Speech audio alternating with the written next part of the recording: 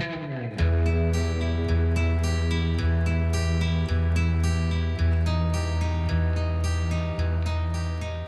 it going, Starseekers? My name's Luke and welcome back to the channel for another 30 minutes to buy review, where today we're going to be taking a look at a game called Lambs on the Road. It's a story-driven survival horror game with some puzzle platforming elements, which follows the story of a man called John who is searching a post-apocalyptic world for his daughter Mary. Lambs on the Road is due to release on the 15th of July, and it'll be available for £2.99 on the UK eShop and $2.99 on the US eShop. Now before we get into the game, one thing that I want to make very clear is that this is only the first chapter of the game, entitled The Beginning, and a note from the developer says that if gamers like it, they will develop the rest of the game later, hence the low asking price. While episodic releases like this are nothing new, I feel like the wording on this one is something to be wary of, as it doesn't really promise anything, and as you'll soon see, the eShop listing for the game is a little deceptive, as it doesn't really state that this is the first episode, and the listed features are more like a list of what the game is planning to be. Now Lambs on the Road begins with a nice little intro, where we're given a bit of a backstory about the world and how it came to be in such a terrible state. This was apparently brought about by climate change, which caused water sources to dry up, followed by a lack of food, before it became a fight for survival and the inevitable happened. While the intro is fully voiced and features some really nice artwork, the rest of the game's cutscenes lack this voice aspect, and this, alongside the limited amount of gameplay, really just makes this first chapter feel a little unfinished.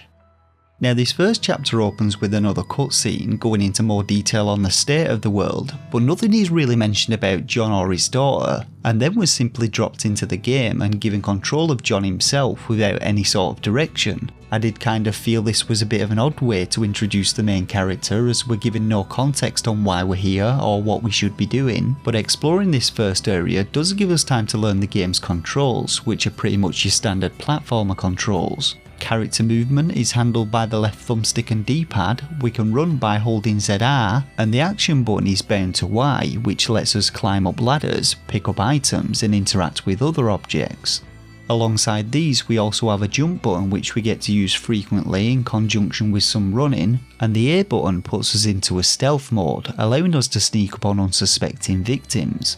Now albeit only a small sample, the gameplay in this first chapter gives us a decent idea of how the rest of the game will play, and for the most part I found it pretty enjoyable. From what I experienced, there is an air of trial and error about the different events and puzzles we encounter, and this does have the potential to become a little frustrating if every event is to be handled in this way, but there does appear to be regular checkpoints and I generally didn't find them too bad. One thing that is handled pretty well though is the apocalyptic atmosphere, and you really do get a sense of the dog-eat-dog nature of the world that the game is set in. The events where you're being chased are actually pretty scary and have a real sense of tension to them, and this one part where you come across this guy with a gun was actually quite shocking.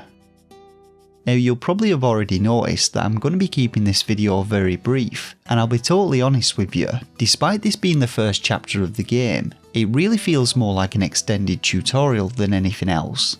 We get to explore a couple of sets of buildings, pick up a few items and descend into the sewers where we push some boxes and activate a lever, but the game lasts no more than 30 minutes and I was rather surprised when the game ended after a second short cutscene. I was a little disappointed by the length of this first chapter and felt that despite the low asking price you aren't really getting much for your money, but I also felt that the game does show plenty of promise, and I wouldn't begrudge paying this price so long as the developer continues to work on the game and then follows up with chapters that are significantly longer.